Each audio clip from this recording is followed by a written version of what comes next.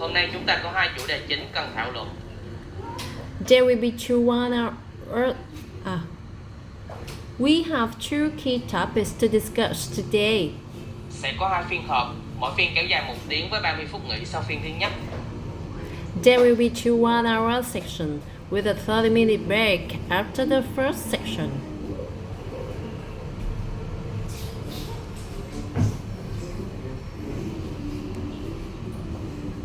Cô A sẽ ghi lại biên bản cuộc họp và sẽ gửi email cho mọi người vào chiều mai nhé.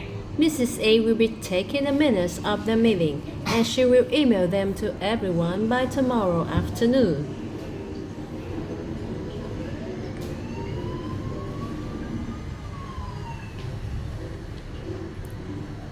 Cuộc họp này là bàn về kế hoạch kinh doanh mới của chúng ta. The meeting is about our new business plan.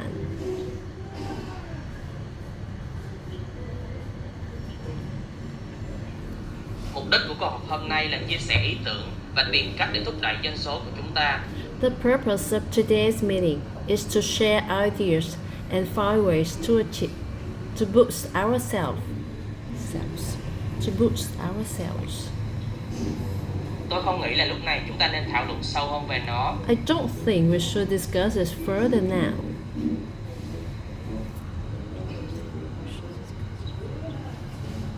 Đừng ngại đặt câu hỏi cho tôi nếu mọi người không hiểu nhé.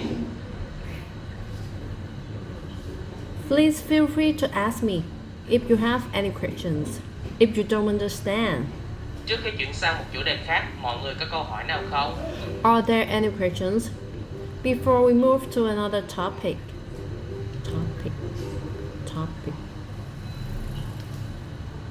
Chắc hẳn đa số quý vị đều đã được thông báo về những vấn đề trong kế hoạch của chúng ta.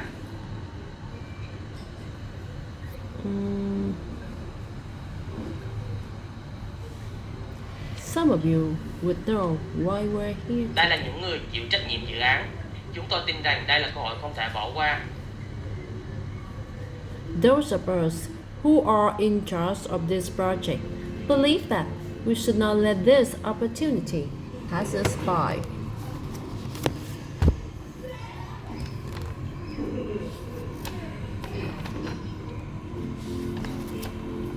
Nhìn vào biểu đồ, mọi người có thể thấy doanh số bán hàng quý trước đã giảm đi 7%. Looking at the graph, you can see the sales figures for the last quarters fell 7%.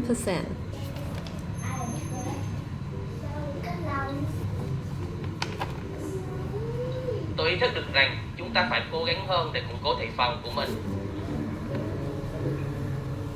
I'm conscious of our need to put more effort into strengthening our market share. Tôi e là chúng ta chỉ còn vài phút nên hãy chuyển sang kế hoạch tiếp thị nhé. I'm afraid we only have a few minutes left, so let's move on to the marketing plan.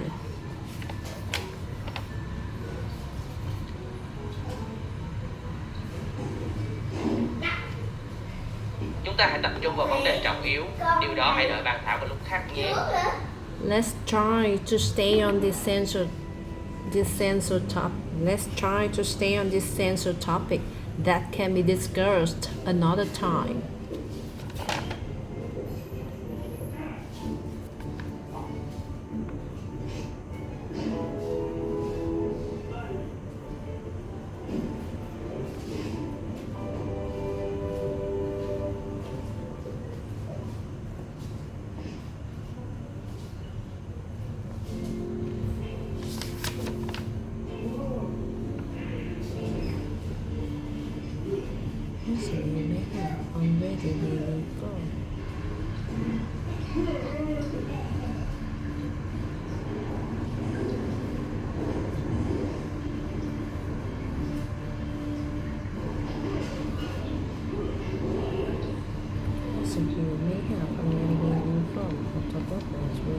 Tôi e là chúng ta chỉ còn vài phút nên hãy chuyển sang kế hoạch tiếp thị nhé. I'm afraid we only have a few minutes left, so let's move on to the marketing plan.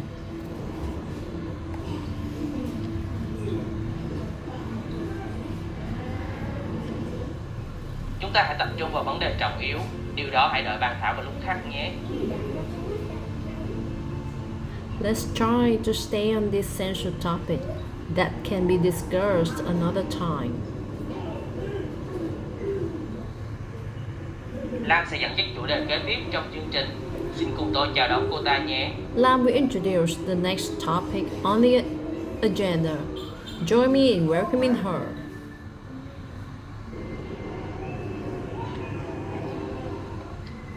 Tôi sẽ đi sơ qua tình huống này, sau đó tôi muốn các bạn chia sẻ suy nghĩ và đề nghị xem nên làm gì. Sau đó chúng ta sẽ có một buổi cùng đồng nào nhé. I will quickly review the situation. Then I would need you to share your thoughts and suggestions. After that, we may conduct a brief brainstorming section.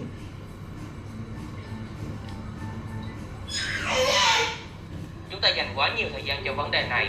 Chúng ta hãy bàn luận chi tiết sau buổi họp nhé.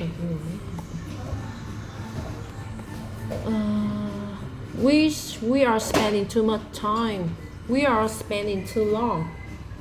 We are spending too long on this issue. Let's discuss this in more detail Anh có thể đề nghị hoạt after động nào this khác meeting. không? I don't understand what you are saying.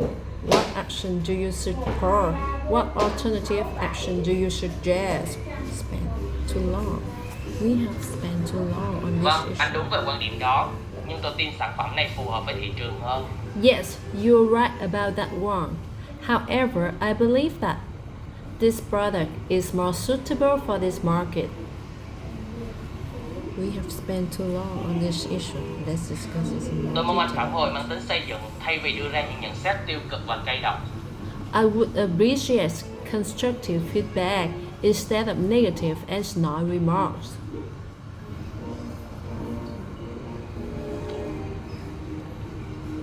Trông anh không vui với những gì chúng ta bàn luận. Và anh muốn đề nghị điều gì? Tôi sẵn sàng đón nhận hướng mới. You don't seem happy with what we are discussing. What do you propose? What do you propose instead? I'm open to a new approach.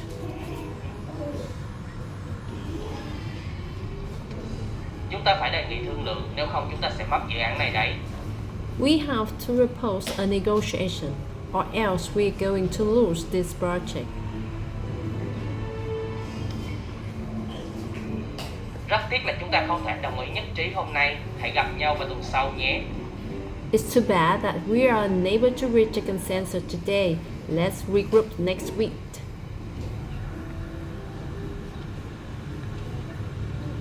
Chúng ta bỏ quá nhiều thời gian để đổ thừa cho người khác.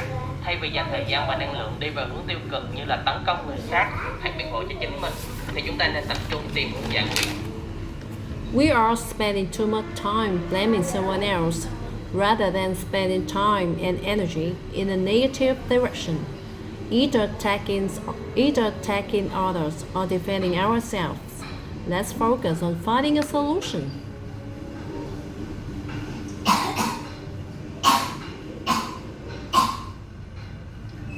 Rất tiếc là chúng ta không thể tìm ra hướng giải quyết cho vấn đề này, nhưng chúng ta phải tìm cách đạt mục tiêu.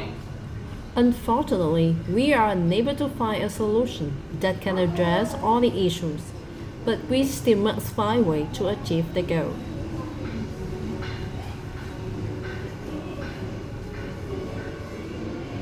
Chúc các bạn luyện tập thật tốt.